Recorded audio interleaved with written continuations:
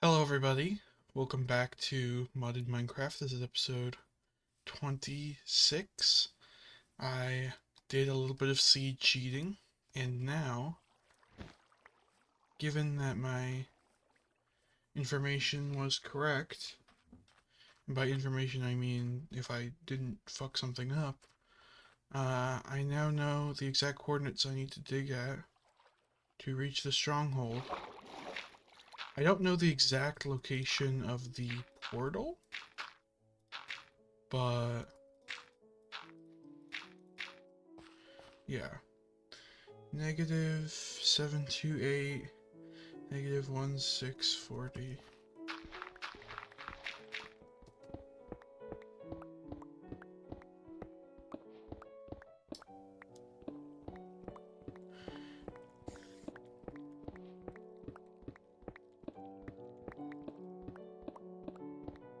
Come on. I wanna go to the end.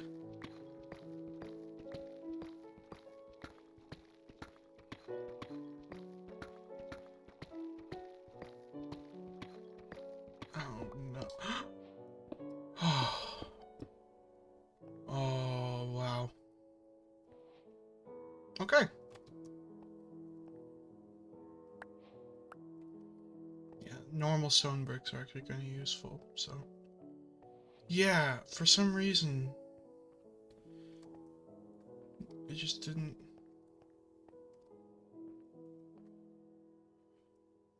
I just couldn't find this. 4-4. I should remember that.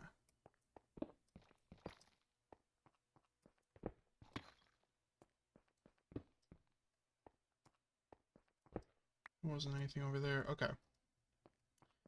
I'm gonna tower back. Actually, no, I don't need to tower back up. I can do this.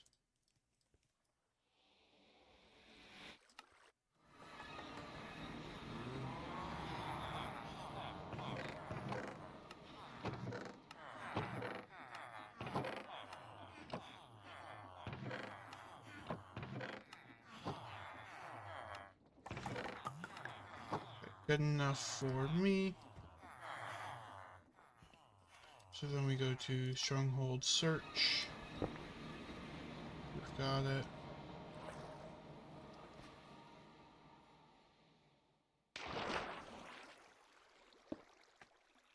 Stronghold. Let's go.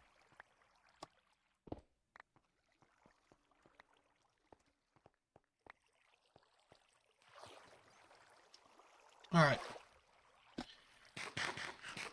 Now that we're actually here... Oh, I need an arrow. But yeah, now that we're actually here, I can properly explore.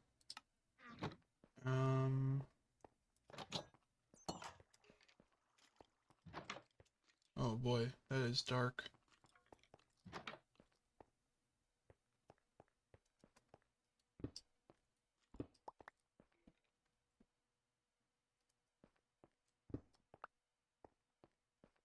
Okay. Not here.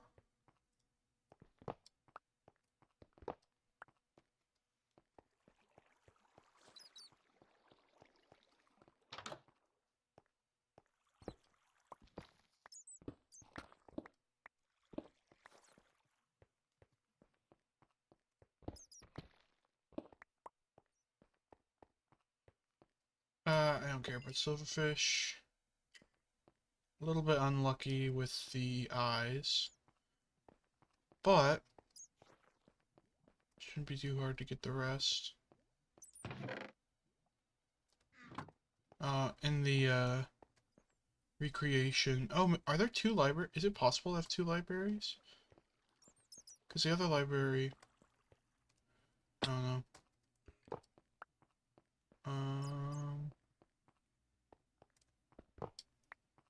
Yeah. Library number 2. Yeah, this book. Look at how fucking ridiculous this book is. Honestly, I think I might put it on my sword, because it's kind of good. And I do want one of the eye armor trims.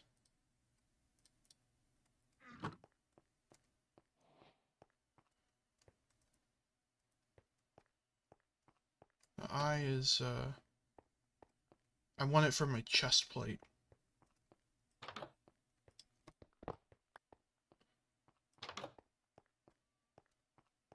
Um...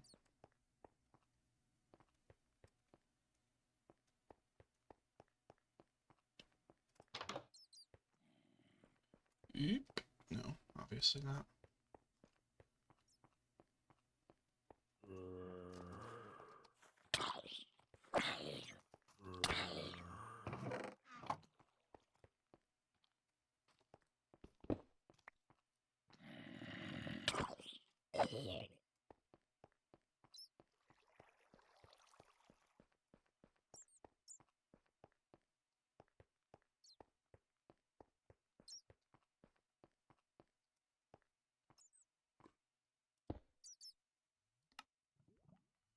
Alright.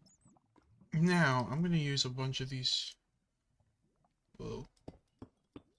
deep slate blocks to... Well, one thing I'm going to do is this. So I need 6 more.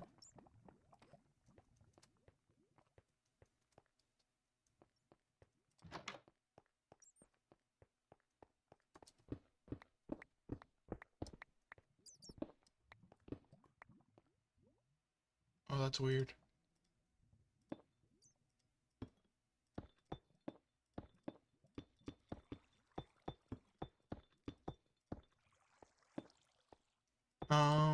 If you didn't know, the reason I'm collecting, or in particular why I'm okay with collecting stone bricks is because I can craft yummy, yummy stuff with it.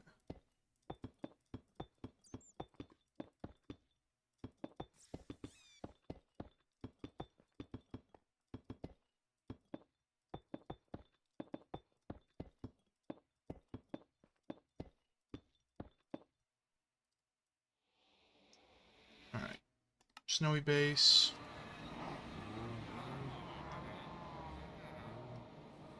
Let's grab all of our worst filler blocks.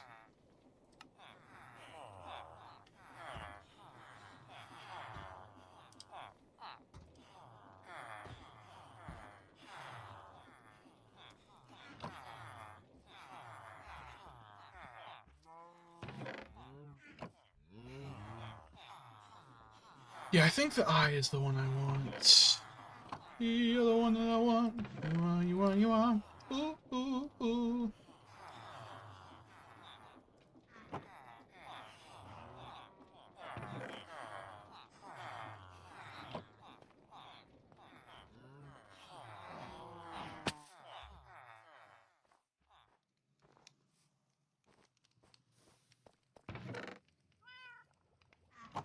Hello, car.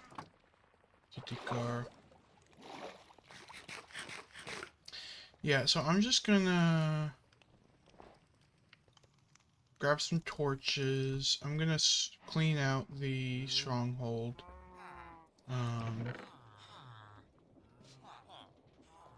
And the only real reason I have for doing it is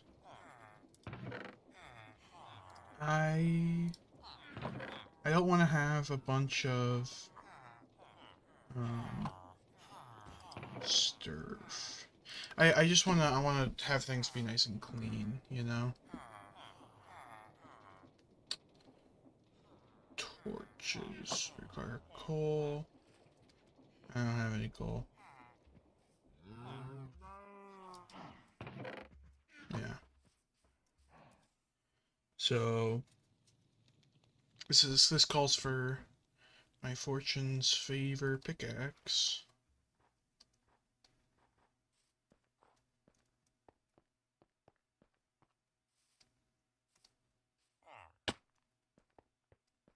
I should. I gotta remember to slap that thing on. enchant to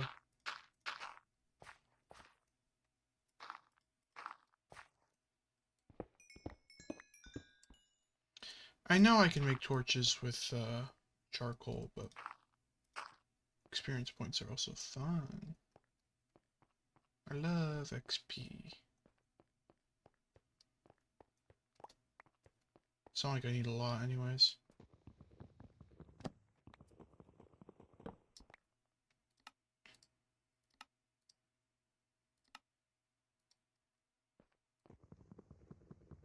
I'm not gonna do that. Huh.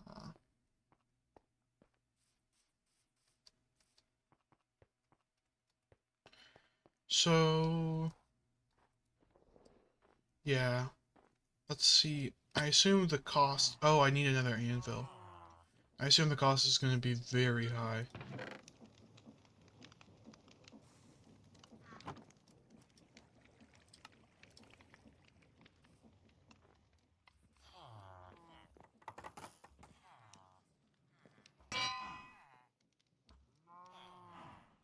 $13. So, Bane of Arthropods 4 becomes 5. Oh, and I didn't have Fire Aspect on here. It'll also get Smite. Yeah. That's definitely worth 13 levels. Or 12 levels. Right.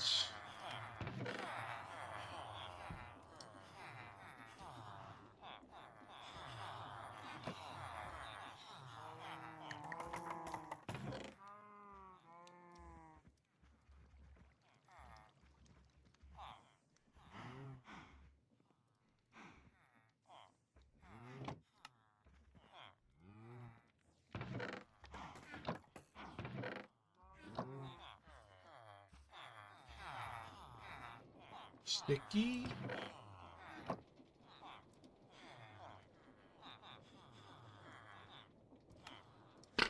Okay. Stronghold.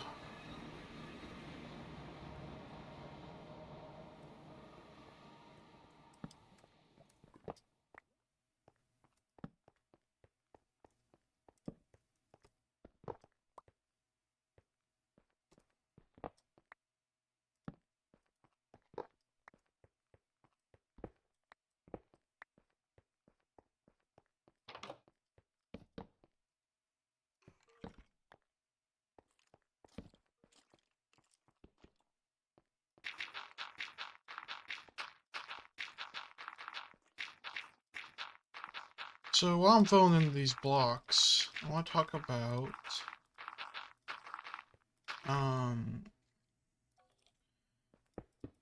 I mentioned in the episode the Bastion searching episode, how I've been watching TV more, and that's so annoying. One of the things that I really find interesting about a lot of TV that, you know, I tend to watch is it's tonally kind of just chaos.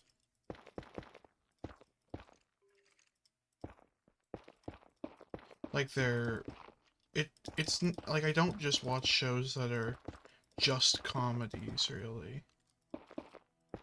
Or just drama. You know, like the show Monk is a great example where it's like dark comedy, murder mystery, but it's also just like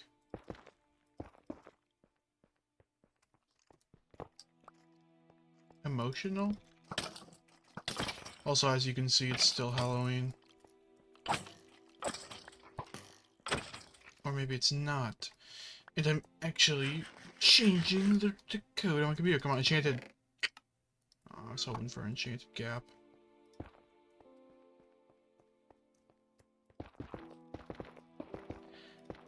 But yeah, I really like shows where, you know, it's complicated.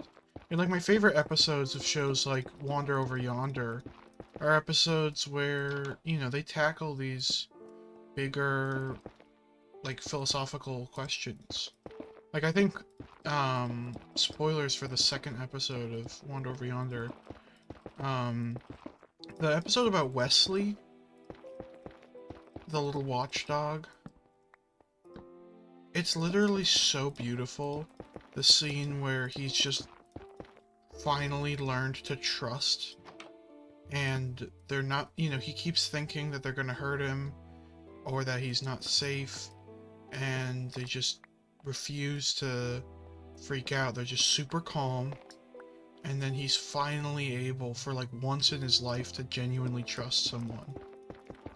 Like, that's just, it's sad. It's a really beautiful, sad scene where, like, oh man, Hater is terrible to these people.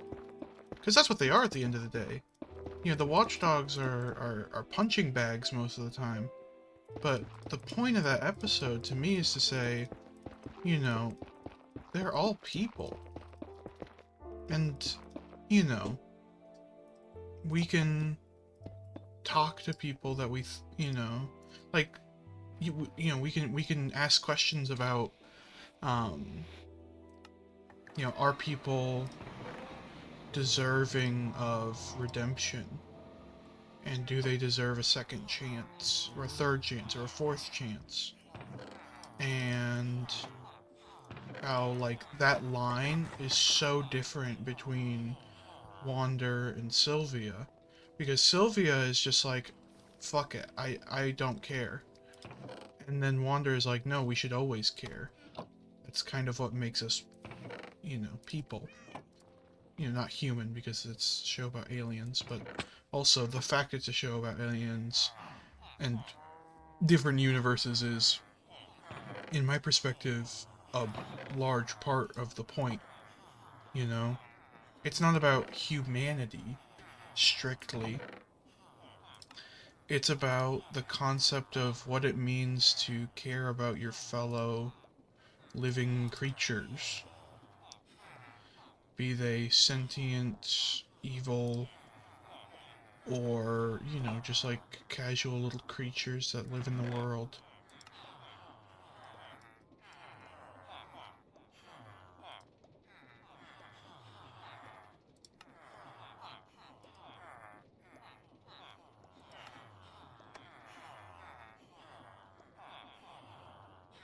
I love Wesley. He deserved better than what he got, you know?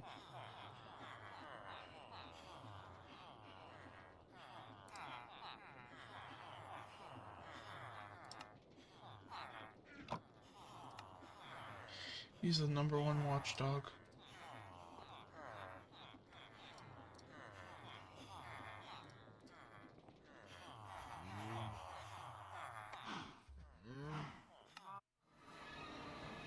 Hmm.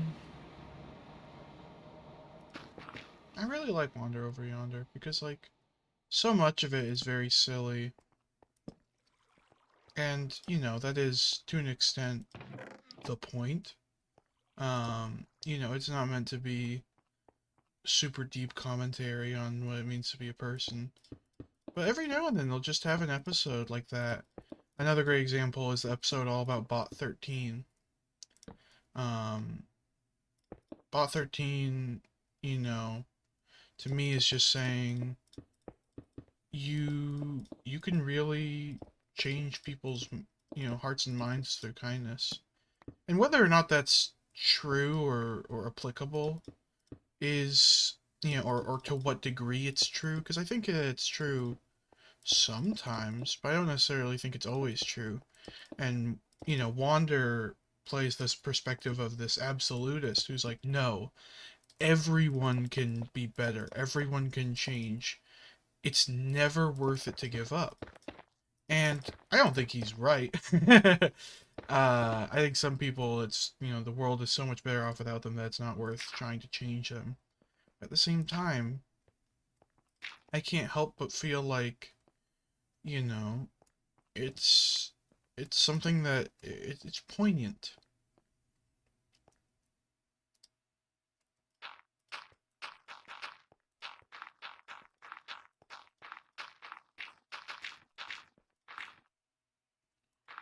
He's just so relentlessly optimistic. That's ultimately how the series concludes, is him, you know, like, Dominator is like, I've literally destroyed everything. I wish I just had one optimistic, stupid nerd left, so I could harass him and see the guilt, see the joy drain from his eyes one more time, and then she sees Wander, who's trying to, you know, make her a good guy, and she does that. She tortures his ass. It's fucked up.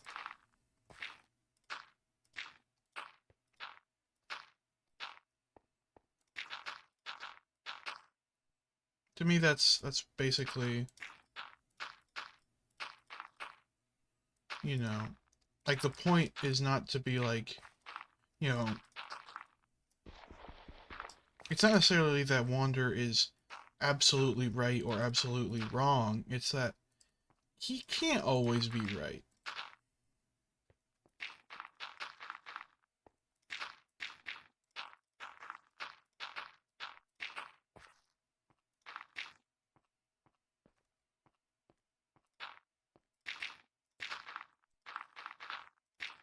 Sometimes people don't want to change, and you can't change them. You know? What's that? I feel like there's an episode about that specifically. Well, just like whenever they're trying to talk to Hater and make him a better person, and it never works, you know? Hater's not someone who wants to be better in the way that Wander sees as being better. That's not to say that Wander's wrong, but to say that Hater doesn't see that as an improvement. He sees that as admission of failure. To be a wandering weirdo is to say, I'm not strong enough to conquer the galaxy. I'm just a person, and he can't accept that position of personhood.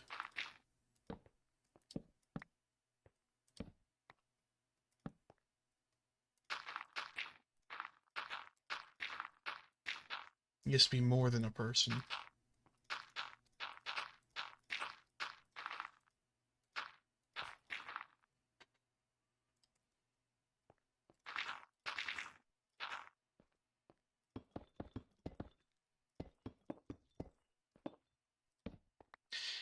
In a show like Monk, those kinds of deep, heartfelt moments are way more common. Like, the whole, basically anytime they bring up Trudy, it's just so sad. Like, um, my mom and I were watching Monk together, and we got to the episode where, um, it's the oldest man in the world gets murdered, and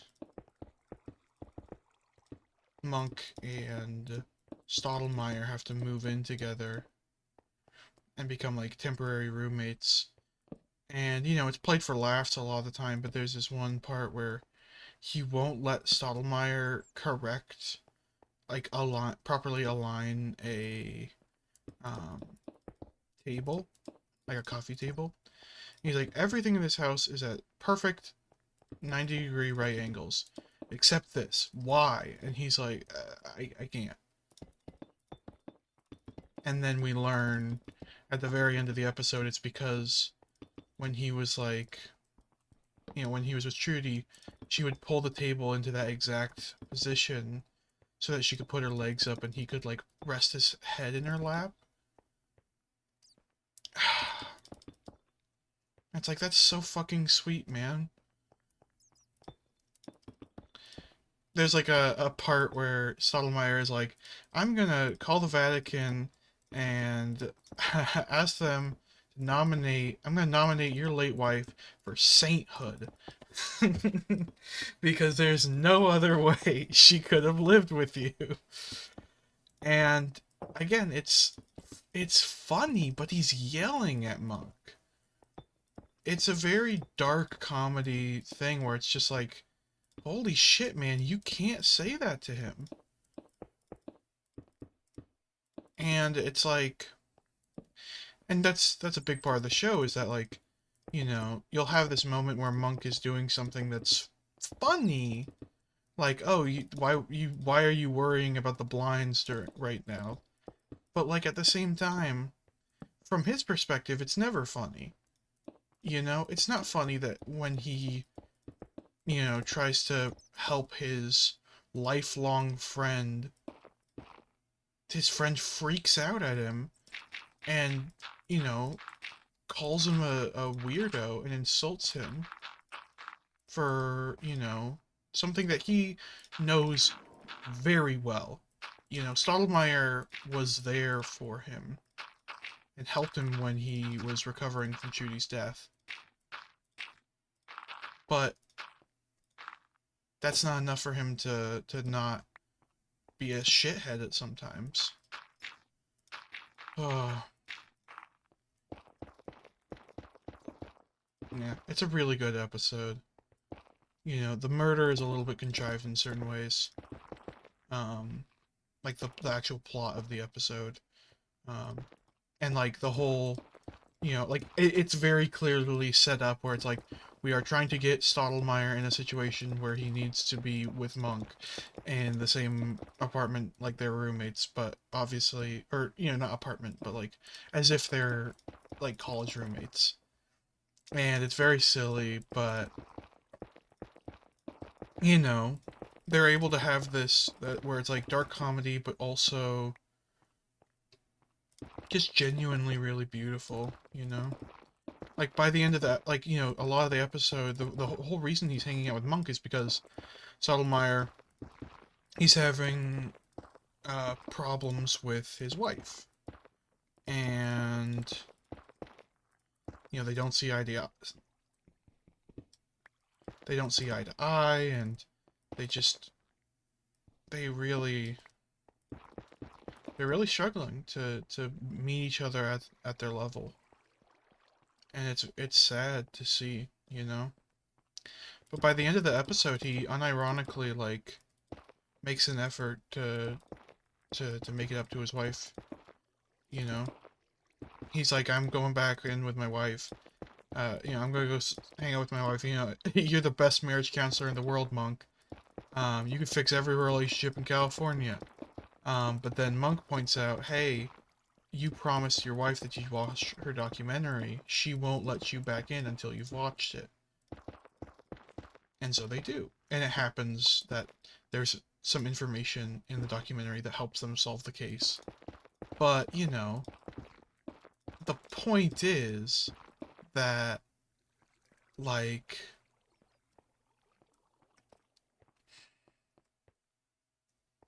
it's just, like, by the end, he's actually genuinely happy to be with his wife again, not as, like, a slight against, not as a slight against Monk, but genuinely because he's like, wow, I was really mean to you, and I need to respect your boundaries, you know? Like, Monk is a very difficult person to work with, and he learned how to work with Monk, and his wife, by comparison, is like kind of a hippie, but she, like, he can't put up with her for some reason. And so he's like, and I think the implication is it's partially misogyny and, like, respect bullshit, where it's like he doesn't see her as an independent person who is deserving of respect in her own right, because he just kind of sees her as, like, someone who gets in his way of work, you know? Like, oh, you want to fund a big project to, you know, you need a bunch of money to fund your documentary. And whoa! Whoa! We're looking good.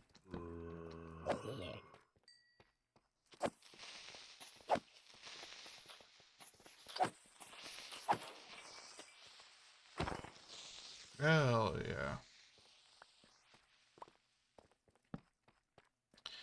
Yeah, it's like there's this whole collection of things where he learns to actually, in my opinion, I think he actually learns to better appreciate and respect his wife, but also, you know, like better appreciate what Monk is going through to an extent, you know? Like obviously he's a shithead about it, but it's like, oh my god. Like he vacuums and then Monk starts vacuuming in the exact same spot and he's like, what do you I just vacuumed there, and he's like, it's all diagonal lines. They need to be, you know, they need to be uh I like them in a grid. And that's like what makes Stottlemyre decide to leave. It's like it's really sad and beautiful, and I don't know, it speaks to me in a way, because like I've had friends who are disabled. I had one friend who was like, you know, who just you know, in high school he could not speak. He could not speak English. And I don't mean that like he spoke another language. I mean he did not have a language that he could speak.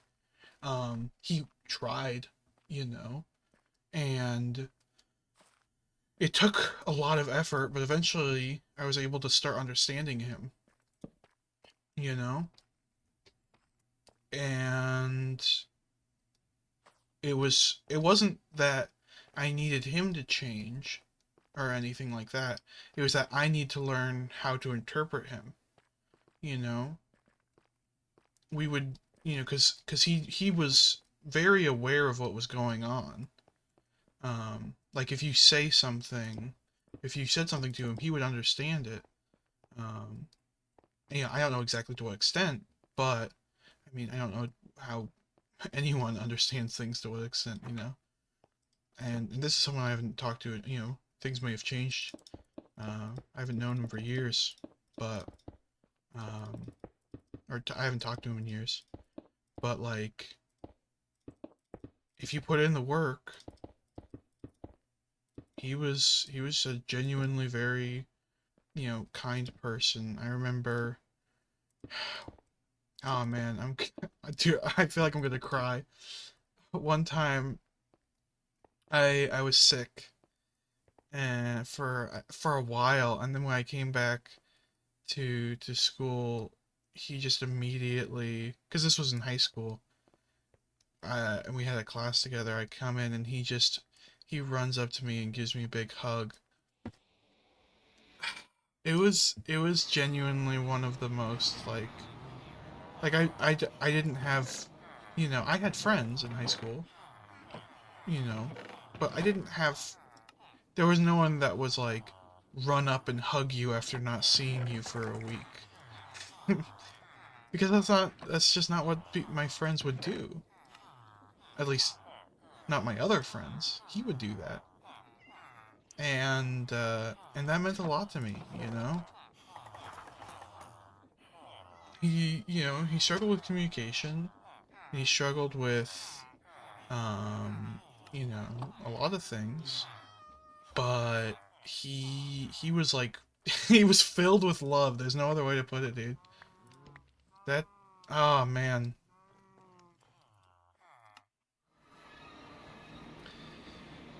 And the worst part is, I think the saddest thing, to me at least, is that so many people were so mean to him.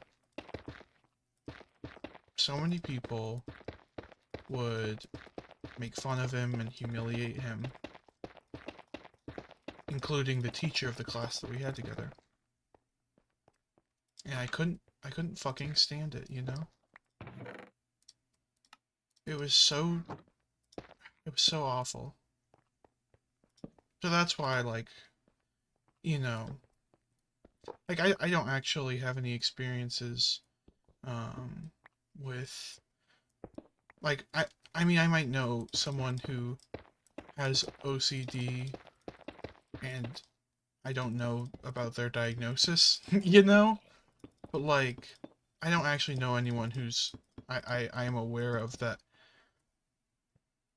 you know, had OCD and I spent a lot of time with them.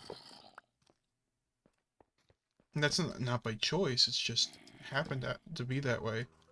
But because I spent so much time with this friend in high school, I have a greater appreciation for, you know, like, and I feel like, you know, even though it's a very, you know, you know, he didn't have OCD, not to my knowledge, um, his experiences of being mistreated and disrespected is very, very accurately reflected in the character of Monk, you know, and it's completely unfair.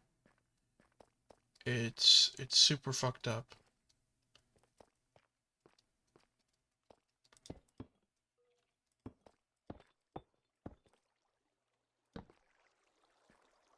So that's why, like, even though I'm not super familiar with OCD specifically, I'm still like, it seems like a really good representation of maybe not OCD specifically. Maybe there's some inaccuracies that I'm not familiar enough with to make any, you know, declarative statements on.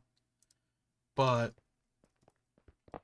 it does accurately represent the disabled experience where you're treated poorly, and that poor treatment makes it harder for you to get by and to do things that you want to do and that other people expect of you to do, which compounds with already existing problems with your disability, right?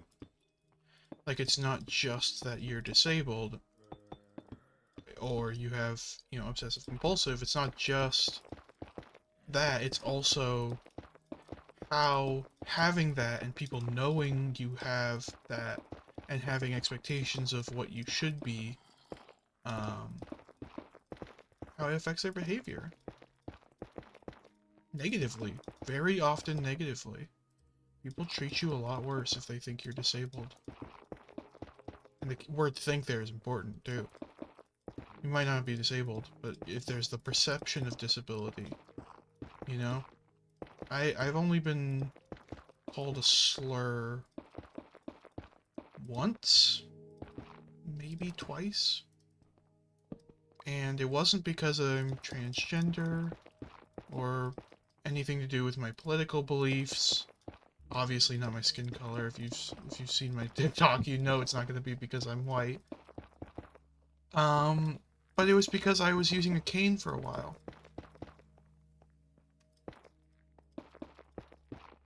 I had to use a cane for a while because I was injured and recovering.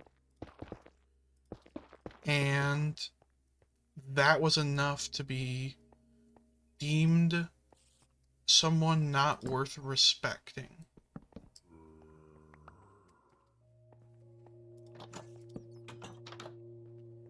And that hurts. That hurts a lot.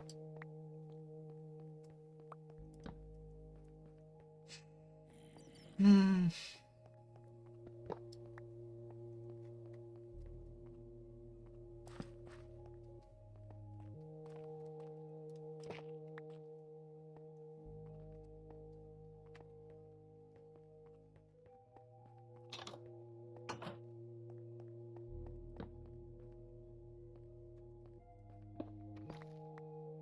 I keep checking for secret rooms.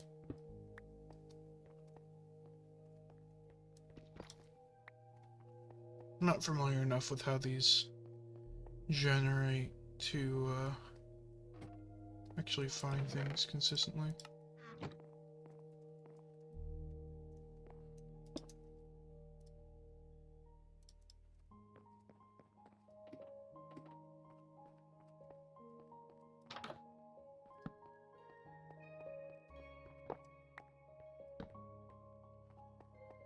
Okay,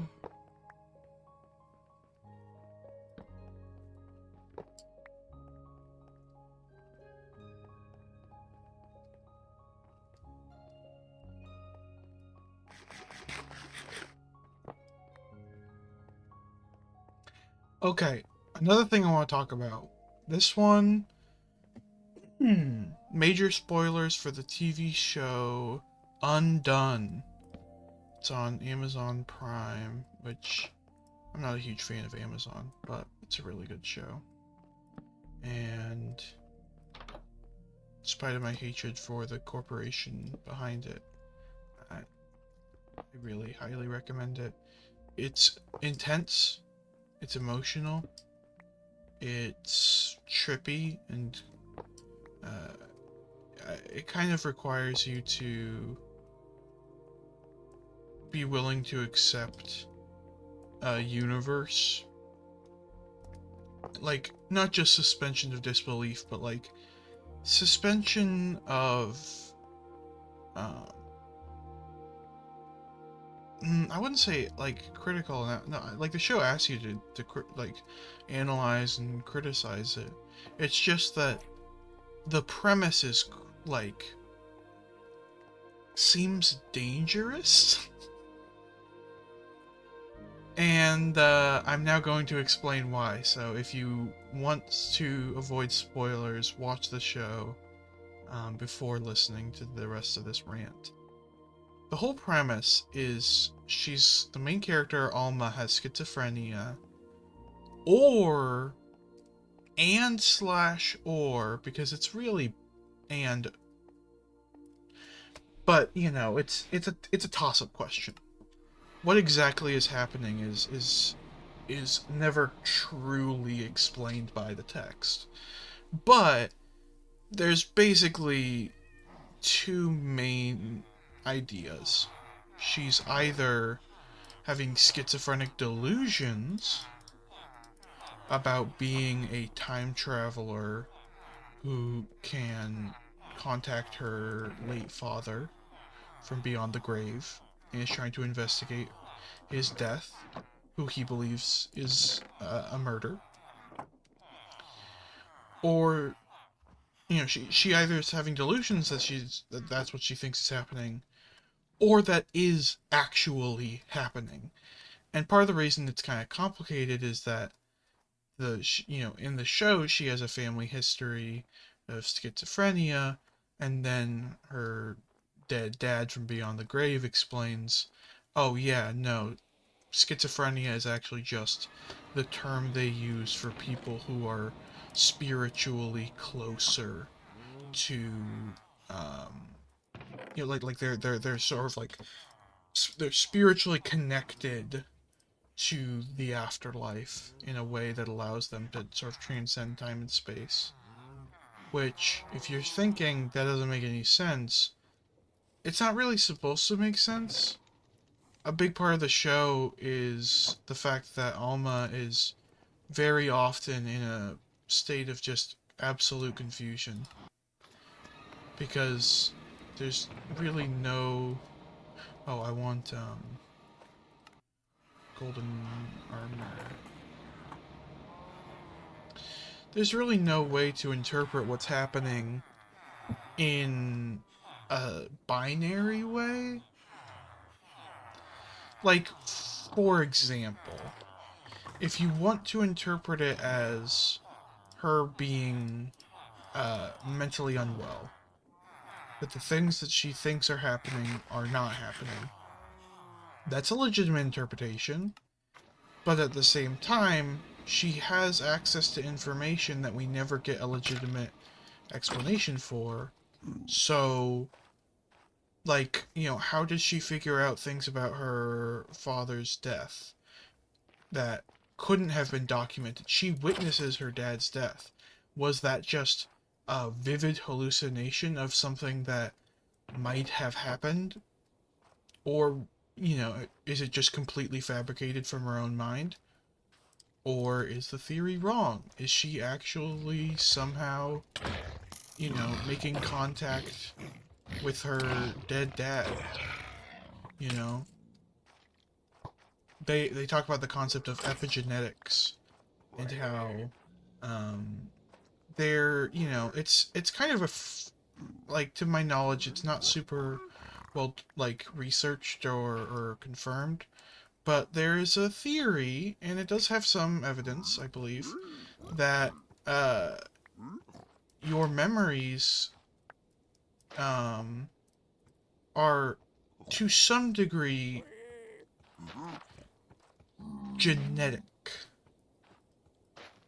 Like, you can't get you can't get someone's password by hacking into their brain. We don't have any way of, it's not that level of specificity, but like emotional connections, I believe.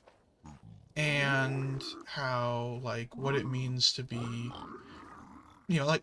basically the show is saying, there's a compromise between the two positions of, she's crazy and she's seeing beyond the grave, which is she is having hallucinations that are influenced by epigenetics, where she is having schizophrenic delusions, but they are actually based on reality, and that reality being the epigenetics of her family.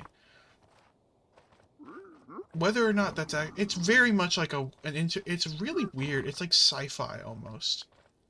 It's not really pitched as a sci-fi show, but it is kind of a sci-fi show. It's honestly really cool. And it asks some big questions, And I don't mean about epigenetics. The epigenetic stuff is really just a setting for the more important questions that the show is asking, and critically doesn't find answers to, or at least not that I remember. Like, what does it mean to be family? And what does it mean to care? What do we owe our family? What do we owe the people in our lives that we care about? And if those, if what we owe people is different than what we do, then how do we rectify that?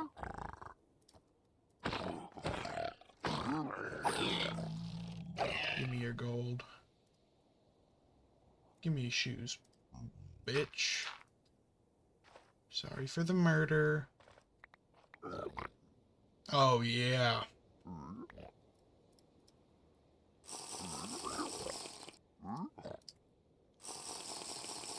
Yummy.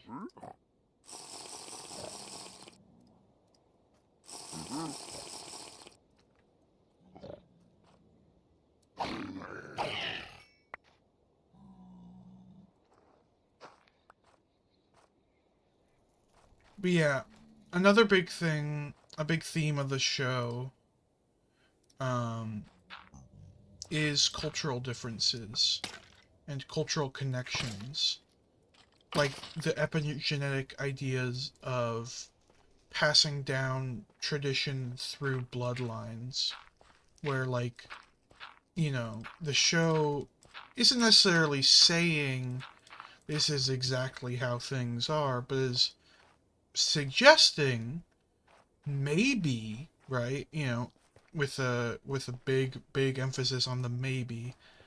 Maybe we have a lot more, maybe there are ways to connect with our ancestors using, heritable memory. Or, not heritable. Heritable is a completely different term, but like genetically inherited memory than we previously thought. And, because, like, a lot of what the show talks about is how,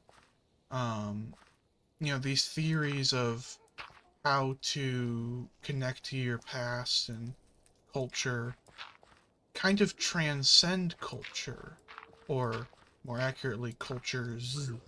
Like, lots of different cultures believe you can connect to the dead. And is that a coincidence? Or is it actually based in reality? And the show's answer is, in this world, yes. You know? That's what I think the main point of all these weird questions is not to say, this is how it is in reality, but to say, if it were true in our world, it might look something like this. You know? And if it's not true, it might still look like, you know, like, that doesn't necessarily mean it's not true in our world, but that if it is true for sure, maybe it could be like this, you know? All that to say that those big weird questions of the show are really interesting, but they're also, you know, they're buried in layers of really unique and really interesting questions about or you know, like scenes of crazy like hallucinations and discombobulation and disassociation. There's a whole episode called Handheld Blackjack where it's all about Alma learning to not have dissociative episodes by constantly playing a little game on that's handheld blackjack. Problem is, they don't use the term dissociative episode. They're using the language of this magic reality warping time travel hallucinations. And the problem is that she's dissociating anyways. Like she's not, she's not traveling the multiverse or whatever, but she is totally not engaging with reality when she's using her little mobile blackjack. And it's so cool. I just think it's so interesting how, like, and they talk about how, and I'm not super, like, well versed in the academic, like, theories of schizophrenia, but they say, one of the possible, like, ways that people try to cope with schizophrenia is through the like a grounding, or that it appears to be a grounding thing, but it's actually a distance creator.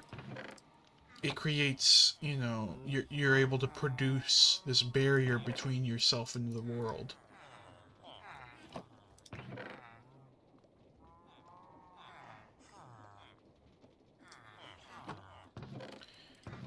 You put up this wall basically of whatever your object is and say, you have to, I'm gonna experience the world filtered through this lens rather than just being present in the moment. And that's a big part of the show, is the fact that, there's a big tension between what the, you know, what the people who are in her life tell her is going on and what she thinks is happening.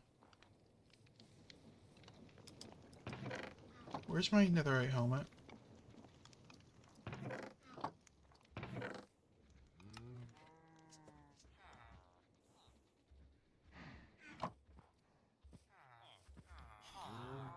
Where's my netherite helmet? Where's my netherite helmet?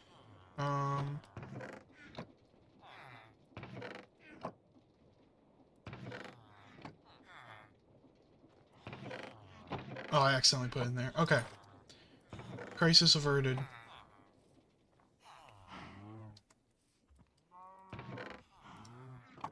Well, I'm gonna go to the stronghold. Do this.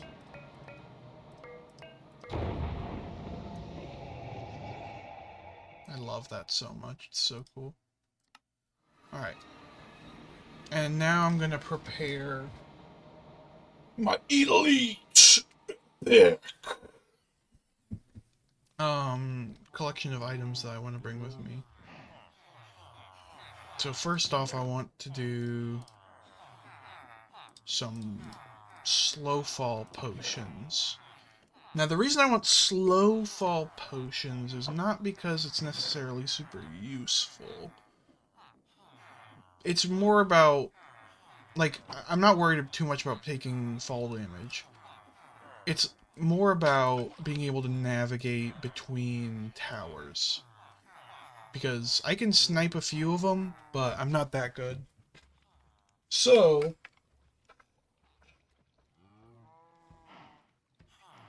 I want to be able to get on a high up tower and then kind of paraglide down.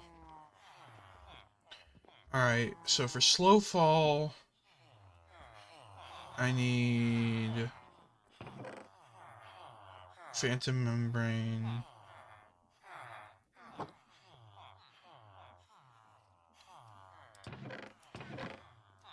I need Redstone. I need Redstone. I need Nether Wart. So, water bottles, Nether Wart.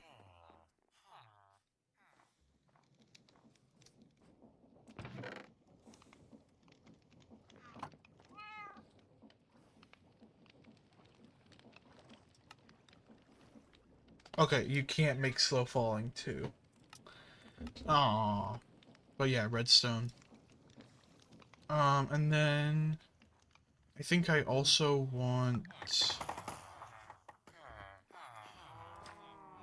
so awkward potion with phantom membrane makes slow falling. I think I'll also do strength.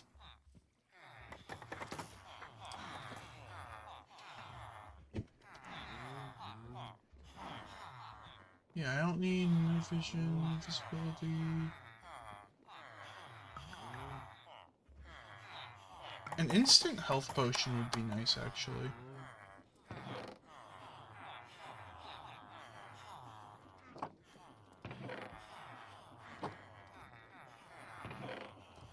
Why do I have a brass nugget in there? That should be in the, this chest.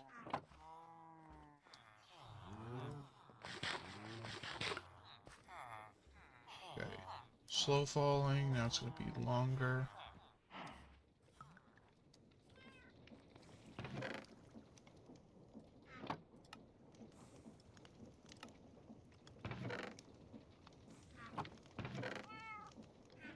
Wow. So this will let me get a, and I need it to be potion of healing. And then I want it to be a splash potion. Can I get, yeah, splash potion of instant healing. So instant health requires gunpowder and who's a what's-its? Okay. So these are finalists.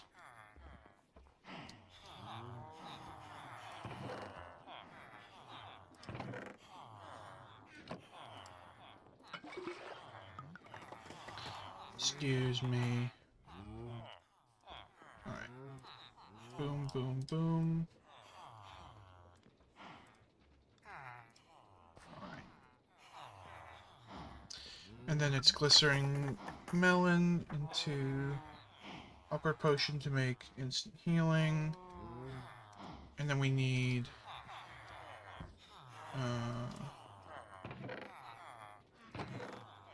glowstone and gunpowder. We have a lot of gunpowder, that's good.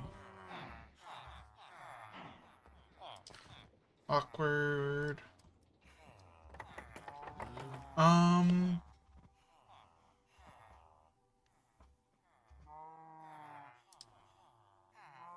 Uh-oh, there's no way to get a luck potion.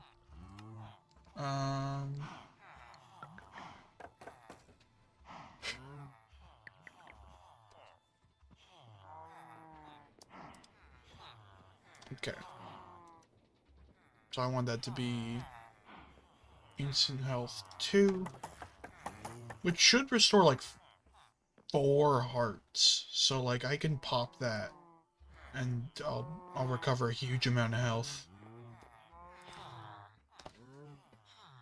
And then gunpowder so I can use it instantaneously. Putting the instant into instant health. And then strength pot.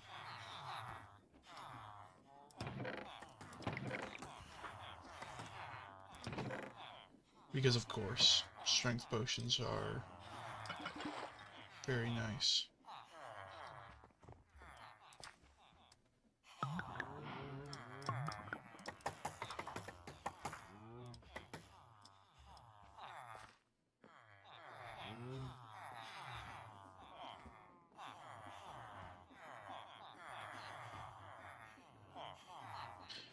I don't have any scutes here, but I could make a potion of turtle master suck balls.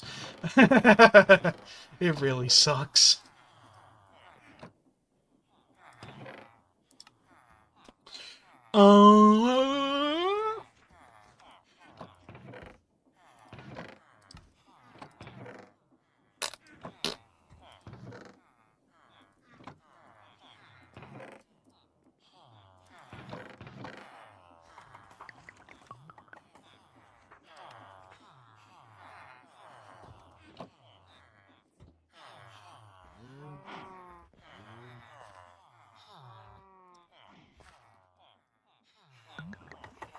Yeah, and I think then I'll do strength 2.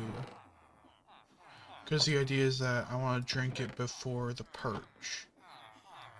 And then smack 'em, yak 'em. Get as much damage in as I can. Am I over preparing? Yes, but also these will be useful against shulkers. So it's not like a waste. Besides, I have so many potion making supplies. Anything else I should bring? I don't need to bring a shovel.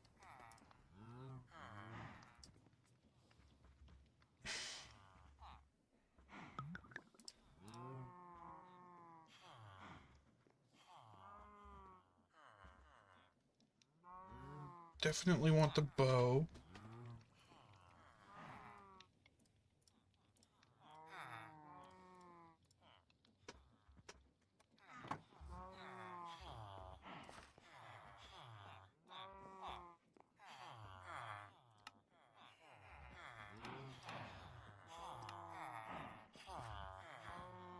Okay. Anything else I want to bring? Hella blocks. That's the other thing I need to bring. I need to bring a lot of blocks.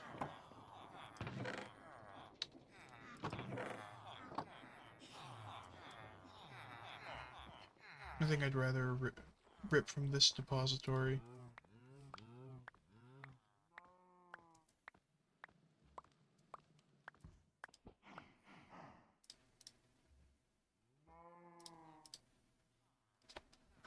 Yeah.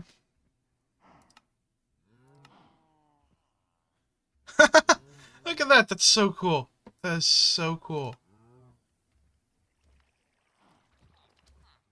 I think I'll bring 2 totems. That should be more than enough. And then I've got the warp stone if I need to get out of there. Silky smooth, will I need that for anything? Do I need silk touch in the end? I don't think so. I don't want soul sand though.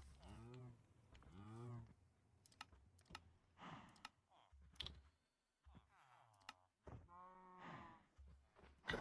Can you give me 1? Oh, don't do soul sand. Dude, not soul sand.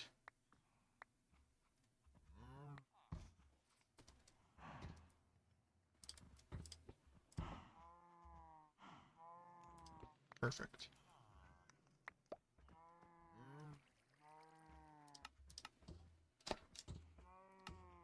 Yeah. Wait. Yeah, that's good. That'll work. So I've got hella blocks for towering. And I've got potions. I've got a water bucket. I don't think I'm gonna bring...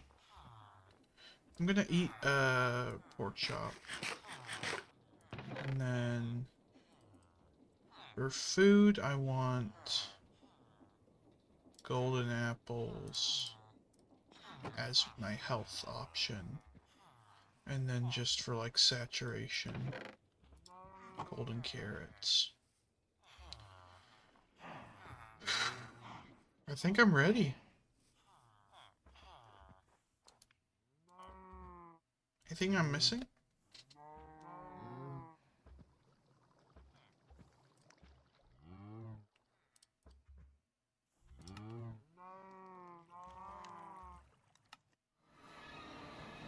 I think it's time. Alright. Pretty loaded. Got slow falling. Yeah, I think I'm ready.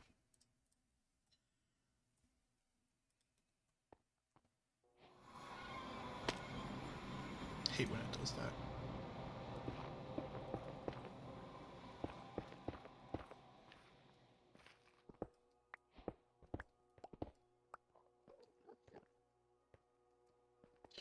Okay, keep your eyes low.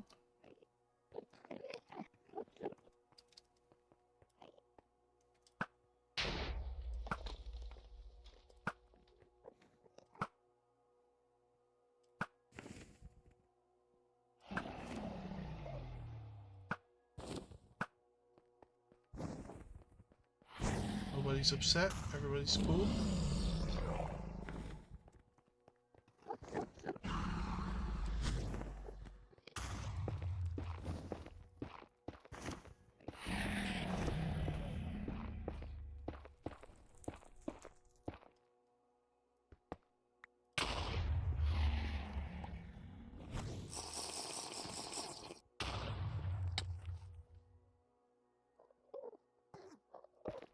Yeah, see, the idea is that I want to try and float over so I don't have to fall all the way, but that's fine.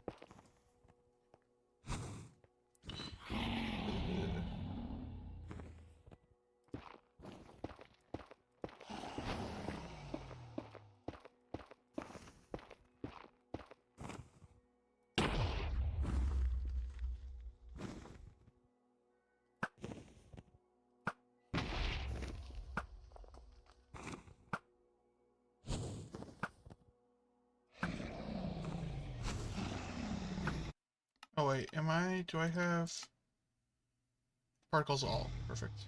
Okay, I need to get up there.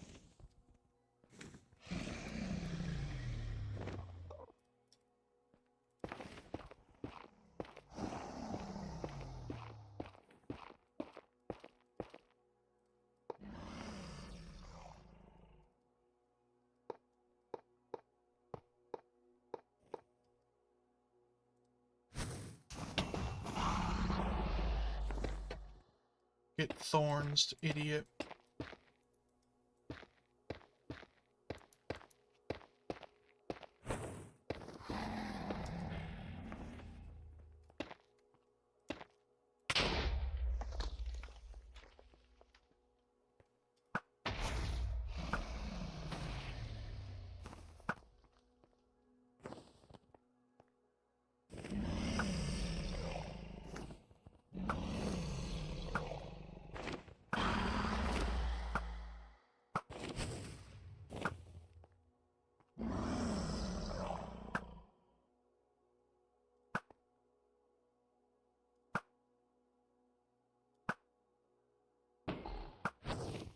Nice. Okay, is that it? Oh, you're fucking done, kid.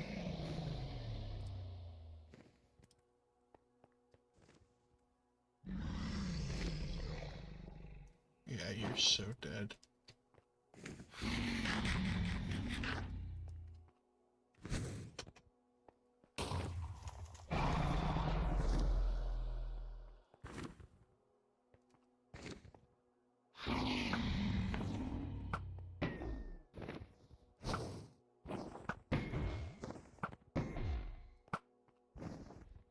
It's weird that you can't set the dragon on fire, but whatever.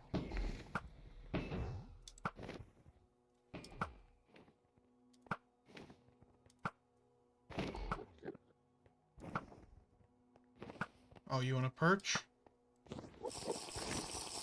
Yeah, see what happens.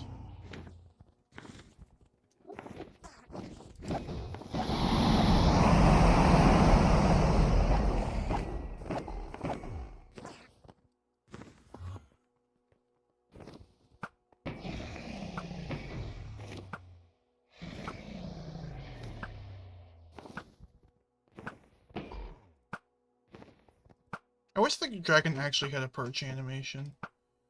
Like, it actually stops flapping and, like, looks like a dragon that's stopped flying.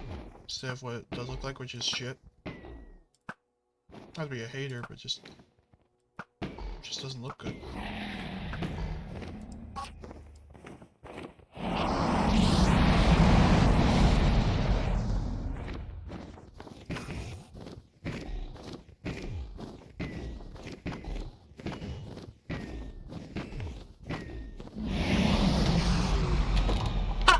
It died to thorns!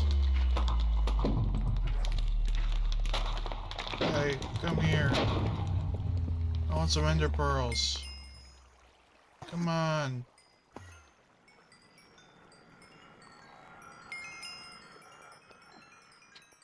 $63.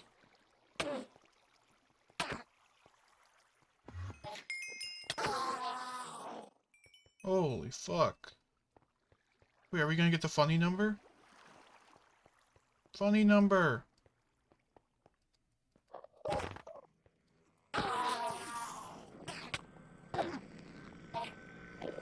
Give me the funny 6 number.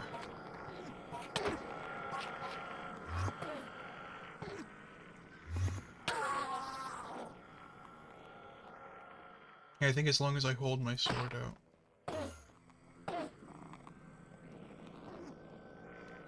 Come on, guys. All pearls! Oh, shit. It's a lot of fellas.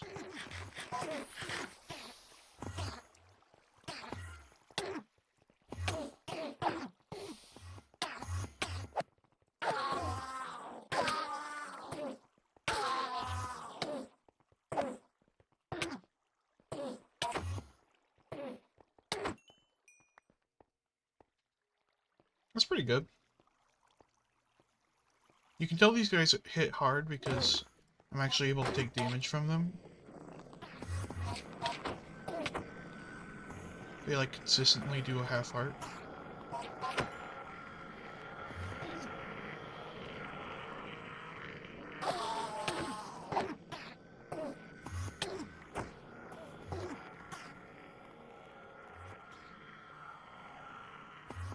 I'm just doing my victory lap at this point.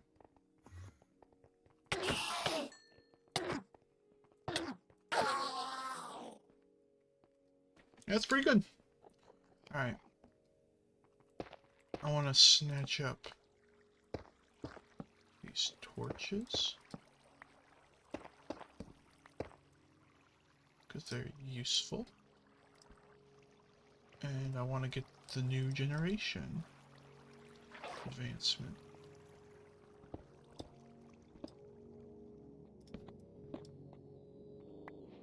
Or next generation. Well, I need to get back to the overworld, so... I mean, I could start going over there. No, I have a lot of stuff I want to drop off first.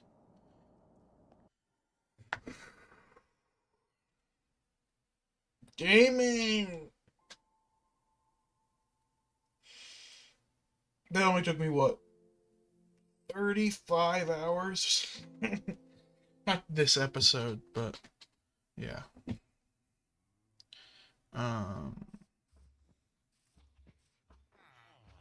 So, for end exploration, I kind of want most of the things. I want some ender pearls. This right here. Look at that! Oh, it fits perfectly. But yeah, I want that. I don't care about torches necessarily. But yeah, ender pearls. And all my various potions can come in handy.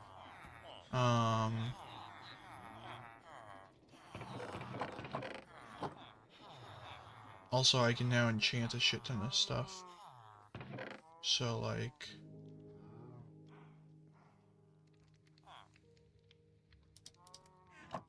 these fire protection books.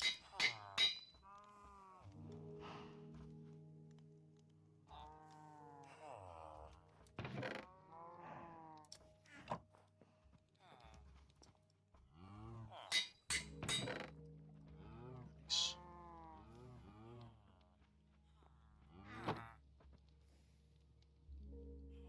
I've brought 3.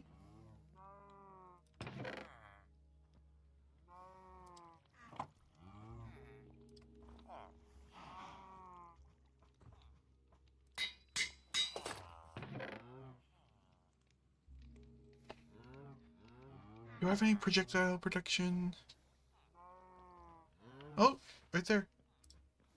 Projectile protection 5.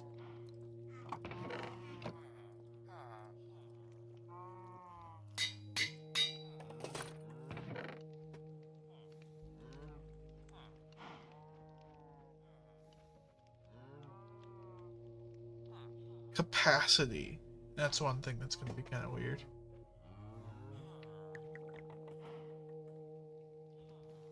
Do I have any blast?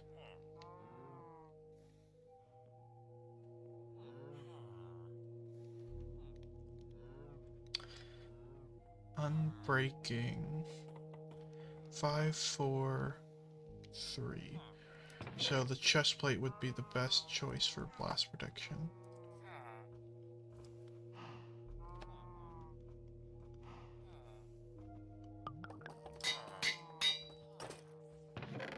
And if I remember correctly, this is worthless shit.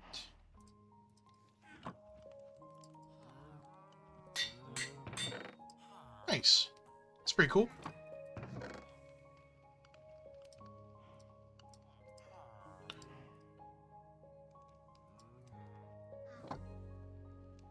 Okay.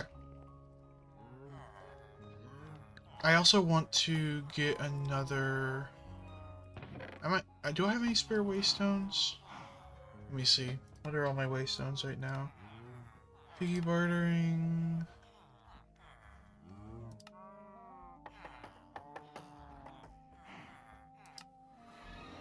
Oh yeah, this one could definitely go.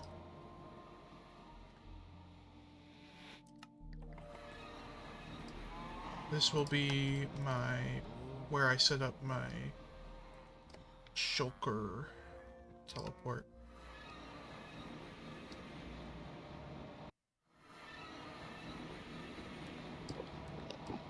And you might be thinking, Shulker teleport, don't you need to constantly find new places? Well, I actually, if I remember correctly, respawning Shulkers. They'll respawn. I think they have like a really long time limit, but the idea is that you can actually like just go for it again by resetting the world. And let me just confirm. I'm glad that didn't explode. If I put like end portal snowy base.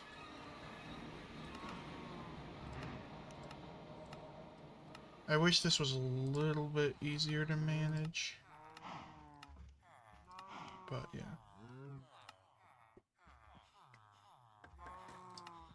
End portal.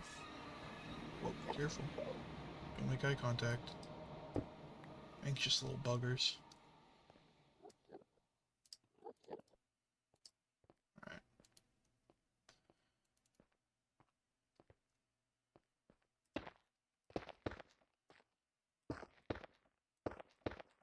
I should set up a... I'm gonna get a trapdoor, actually.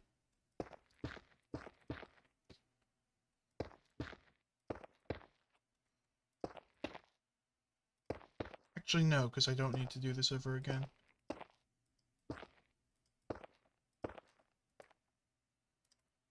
Doing it once means it's over.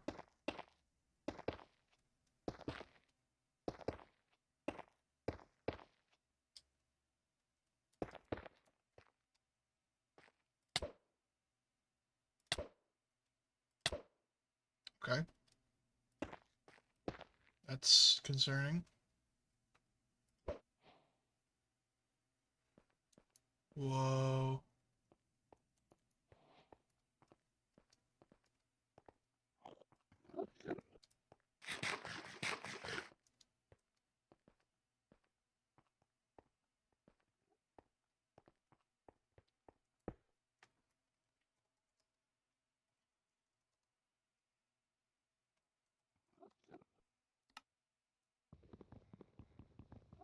Oh!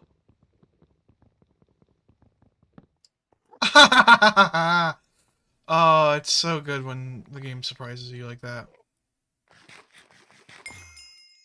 Nice. So the last two hearts, or the last full heart, is Enchanted Golden Apple.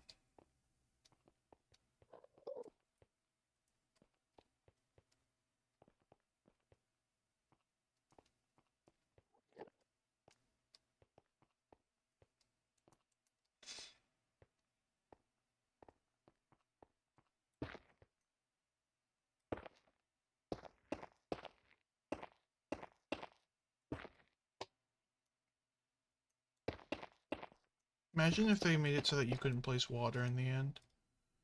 Just to fuck with people.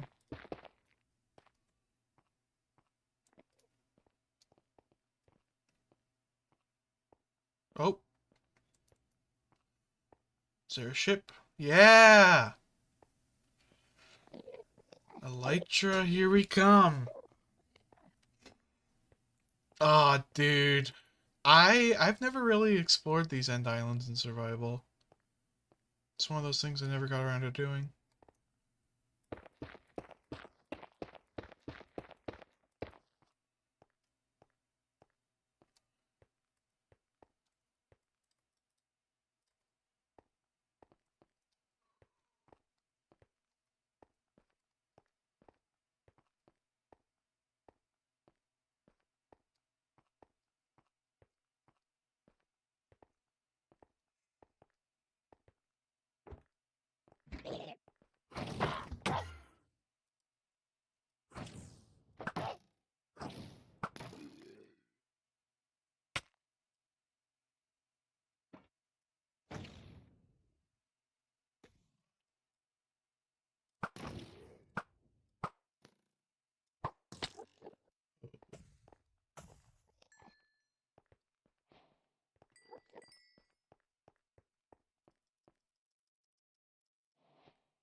Come hither.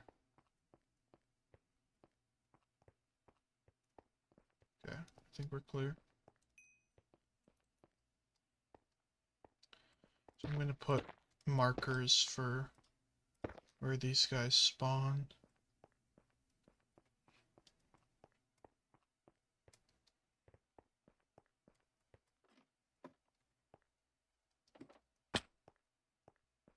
Alright, this is the part of the tower where you actually want to get levitated.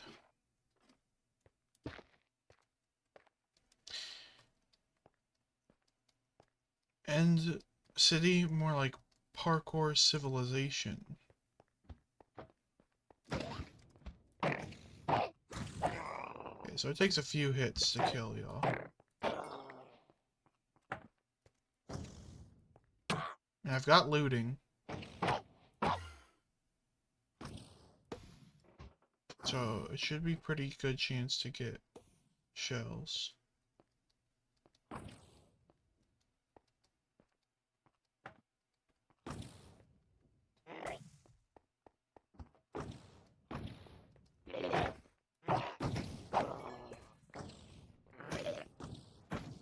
Can't you? Oh my god. Yeah, just hit me. Just hit me. We all know you want to.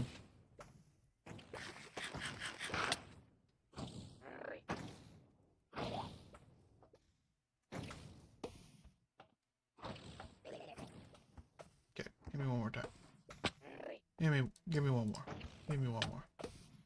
There you go. There you go. These projectiles are so fucking weird.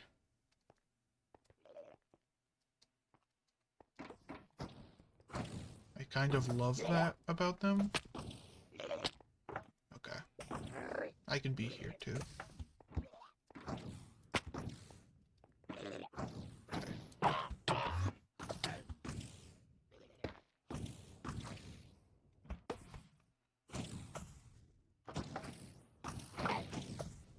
Oh, that's why I want silky smooth. It's because of ender chests. Totally forgot about ender chests. I was thinking about ender chests, but I was like, nah, I don't need them. Forgot they fucking give them to you. Yeah, I don't give a fuck about any of that. Fall damage city over here.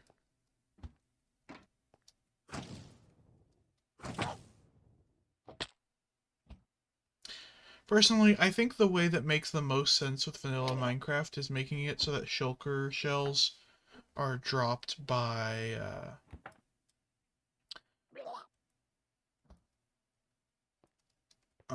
killing the dragon.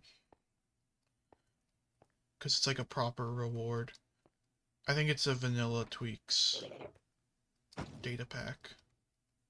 Makes it so the dragon gives you an elytra and 2 shulker shells. So it's renewable shulker shells and renewable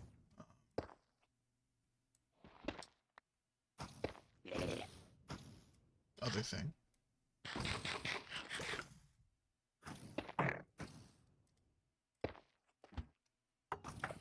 Here in Parkour Civilization, no one chooses to jump for the left beef. That was a combination of Parkour Civilization and None Pizza left beef.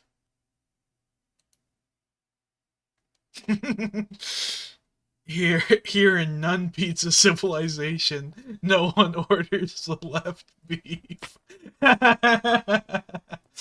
Oh, that's really funny to me. If it's funny to you, smash that subscription.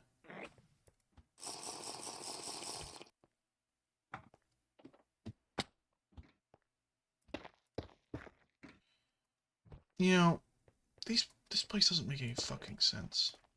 I get that that's kind of like the idea, is that it's weird, but damn, you couldn't have picked a slightly less confusing, like, end game area design.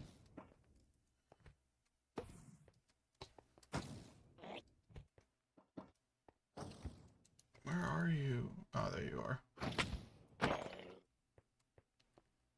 Okay, hit me.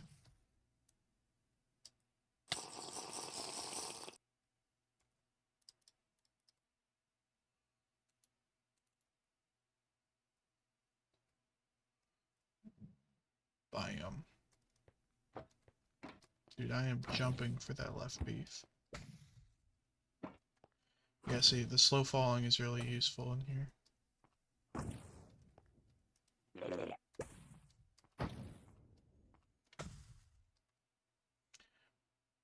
Oh, am I head hitting the guy? That's really funny, actually. Tell it again. None pizza left beef.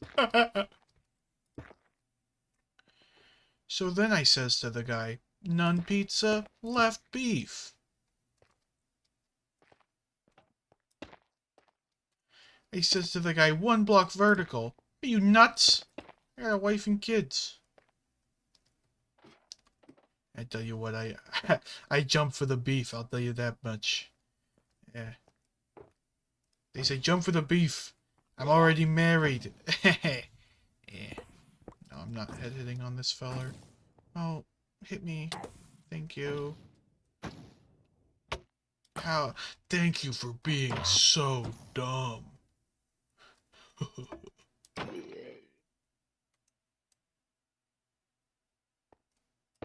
we go. Yeah, I don't actually know if they need a support block to spawn, but it'd be really cool if they didn't. Alright, we've already got 5 shulkies. Looks like the only way there is to bridge or to fly, but we're not at that point. We're trying to get to that point.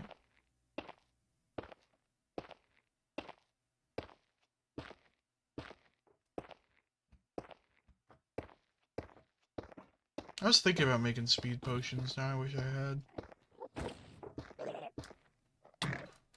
Oh, hell yes, dude. That is what I want.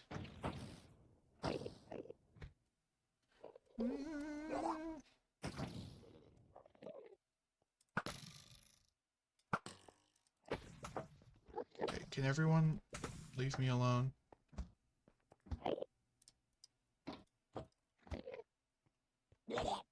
You're really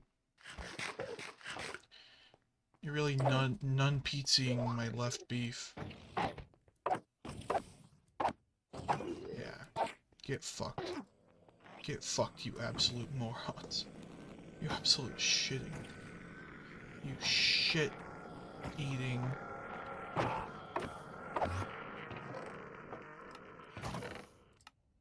Ooh, spire.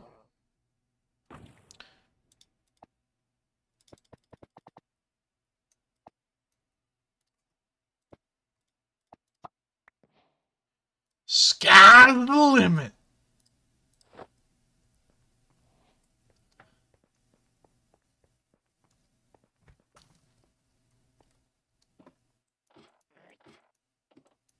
Hi, how are you?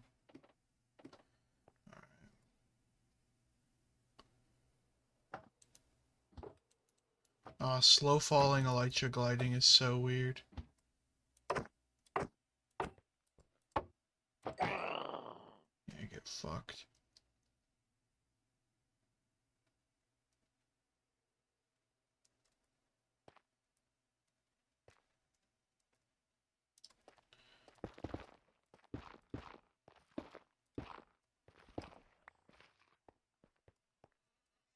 Anyone else?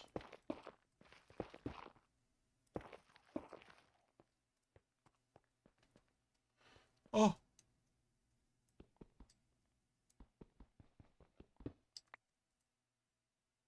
Dragon head. Yeah, let's go.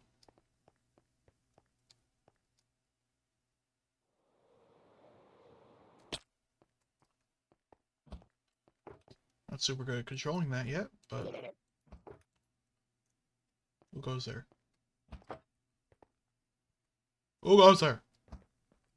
I'll kill you.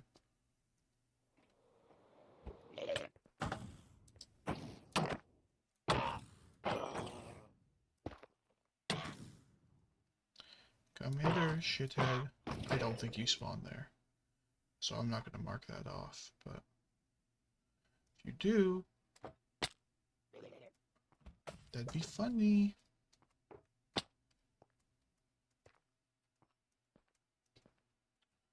Wait, can someone hit me with their best shot? In this case, best shot means launch me. You guys are miserable. Oh,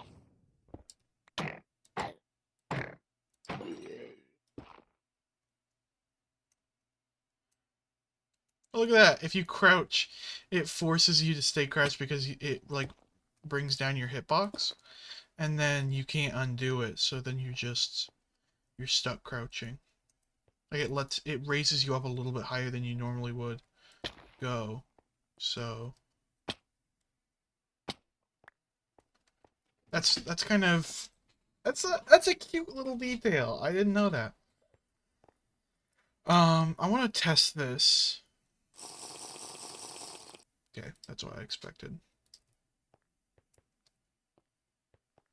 I'm not super into instant healing too. That isn't a splash potion, and I could add gunpowder, but due to a new gear upgrade, I kind of don't really need that anymore. Or no, I need gunpowder for new thing, which is flying lessons. Okay, I think we've gotten everything we can here. There's a handful of interesting things left. But yeah.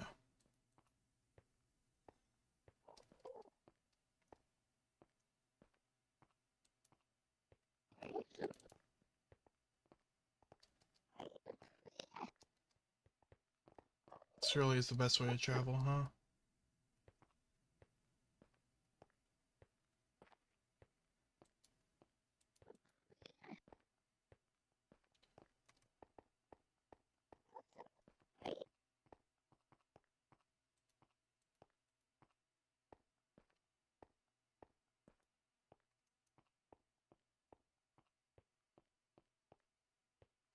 What am I doing? I have a fucking teleportation device. Alright.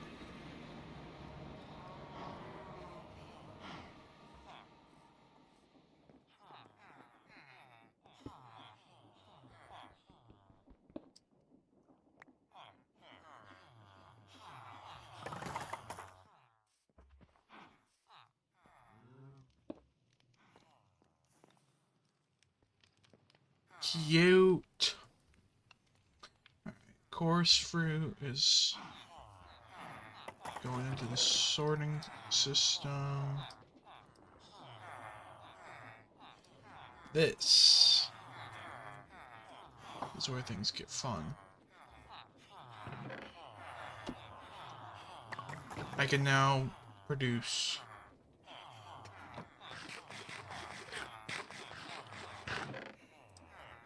shulker shells, allowing for basically unlimited amounts of good shit. Also, I need to make fireworks.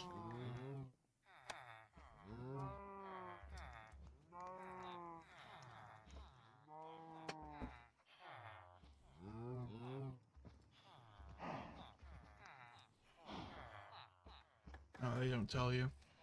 It's a weird recipe, so I think all I need is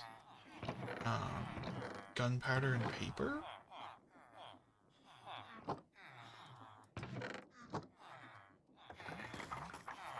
Right?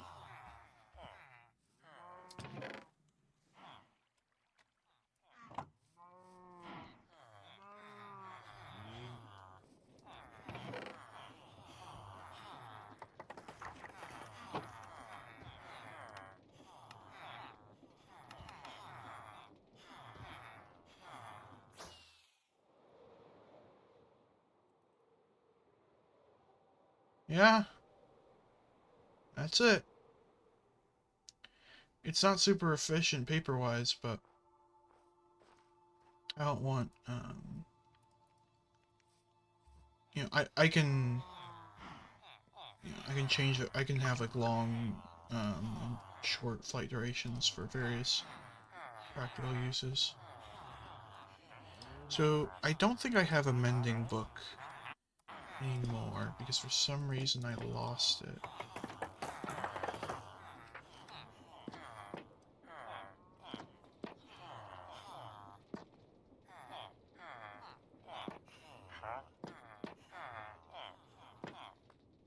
Ooh, soulbound. don't think I have soulbound.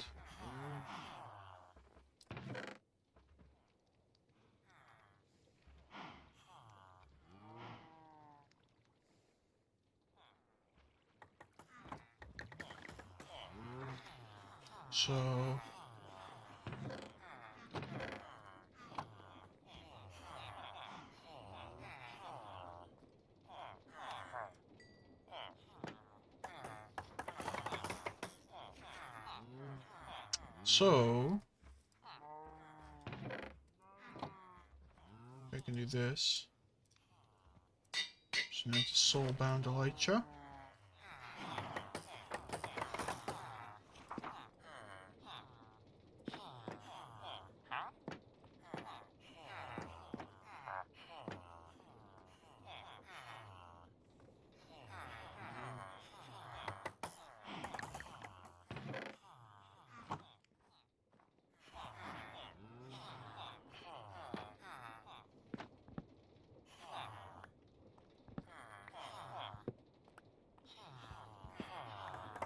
Yeah, I think,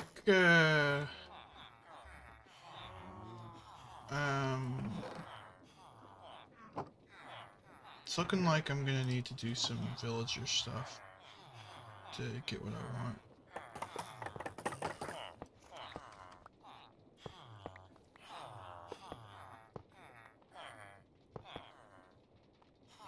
Go.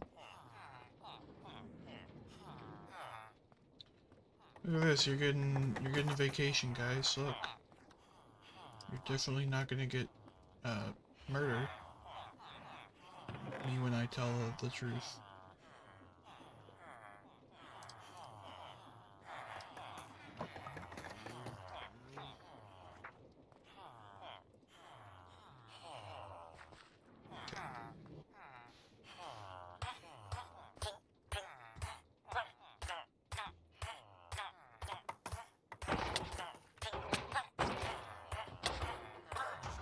Oh shit. Man.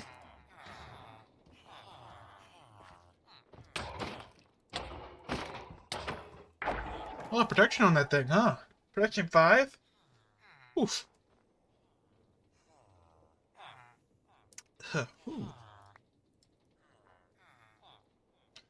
That is a lethal. It's a lethal amount of damage. Tell you what. Alright, your time. You fucking morons. That's mean. I feel bad for saying that.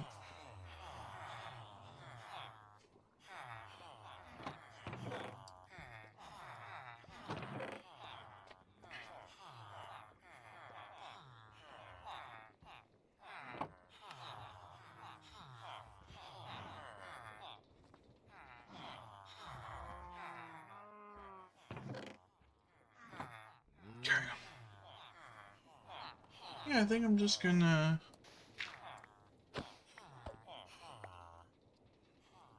like...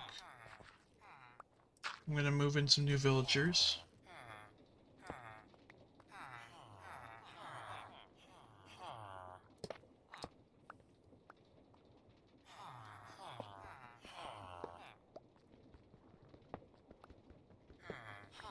And then...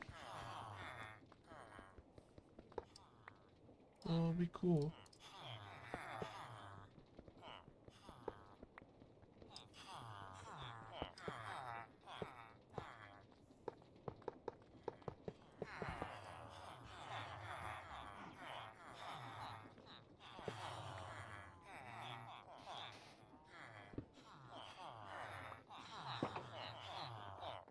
Alright.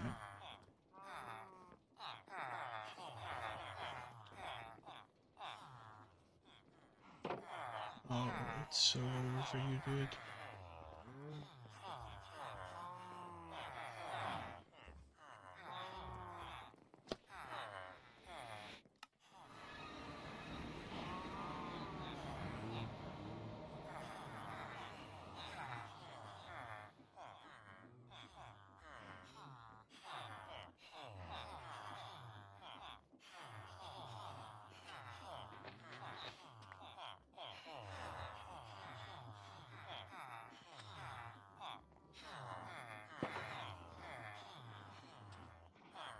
wonder what happens if I do this.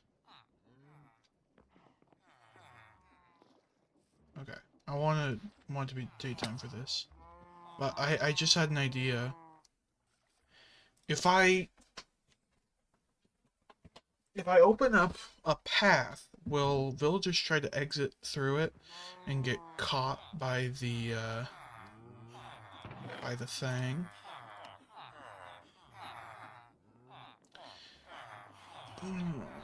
The fucking thing reset again. It thinks I haven't eaten anything. That's annoying. Okay.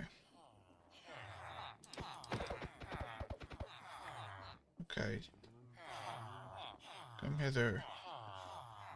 Dumbass. You'll get in there. I know it. Right?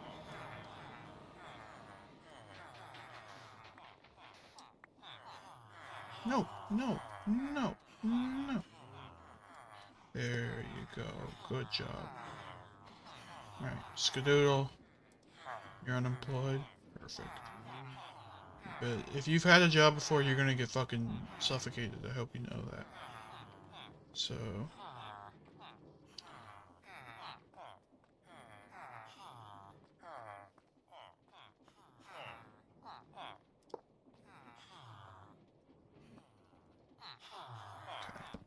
lectern.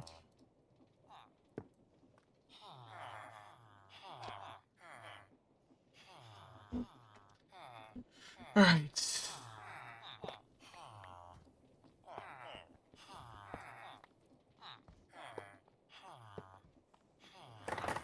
Let's get another sucker. Yeah. I was like, oh, I'll do this off camera, but honestly, I don't have any reason not to record this. Said it's been a while.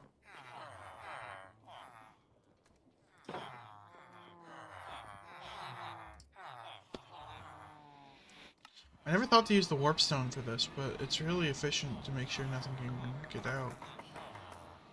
Or no one, because they're people, I guess. Or they're supposed to be. They're representative of people. Oh, no. No, I was joking. No, I was kidding about letting you be free. That was a josh. Are you familiar with the term joshing?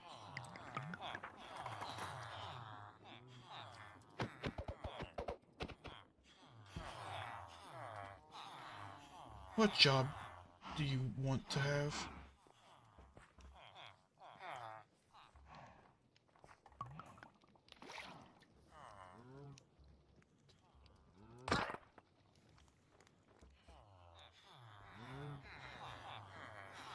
Yeah, no.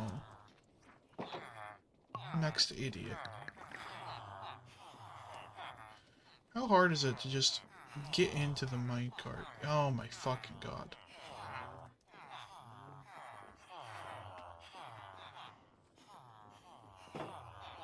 Okay. Hopefully they've learned their lesson. And they will go quietly into that dark night. Whatever the fuck the quote is.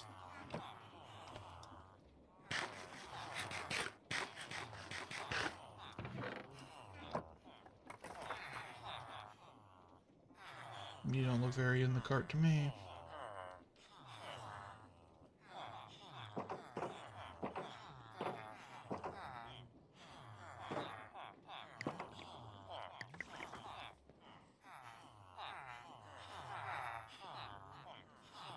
Why?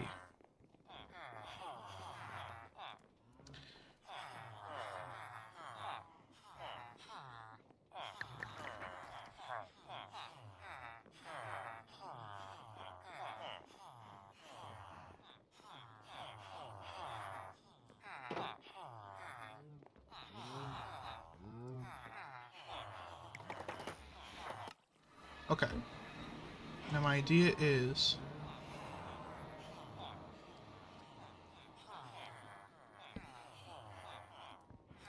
Do you care about that? No? Didn't think you would.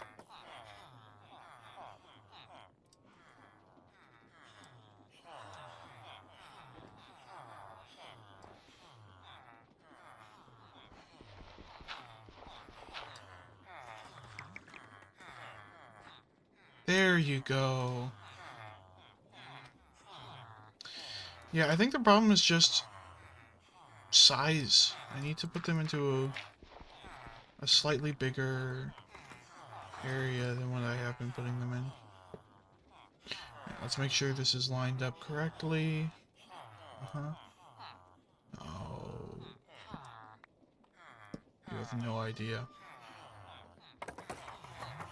I'm a merciful god, but if I wasn't, you'd be so unbelievably dead right now.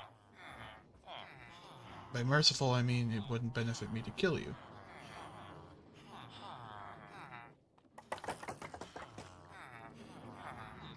Oh, of course, you go so fast when you're going in the wrong direction, but when you're going in the right direction, you're fucking taking all the time in the world.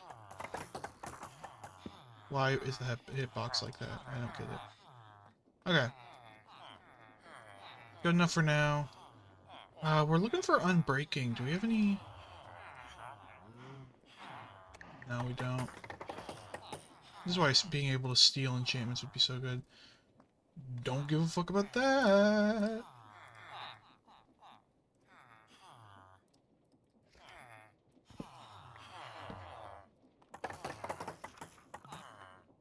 No. Yeah. At this point, it's just a matter of retrying trades. So yeah, thank you so much for watching. Got beat the swag! Hell yeah. I feel like a true gamer.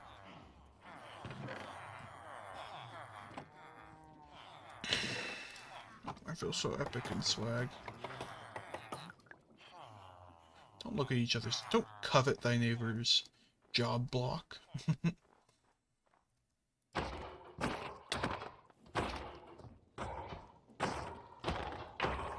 Sometimes you just get a little...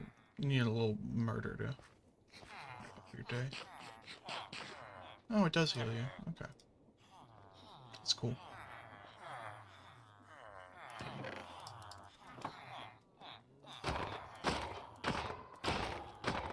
Yeah, thank you so much for watching. If you want to see more videos like this, there's a playlist. Should be on screen right now or very soon. And if there's also a recommended video of, you know, from one of my other series, or maybe from this series, who knows. And if you want to be notified of when I upload, all you gotta do is subscribe, and you'll get notifications every single time I upload. So, thank you, and I will see you in the future. Bye-bye. I have an egg.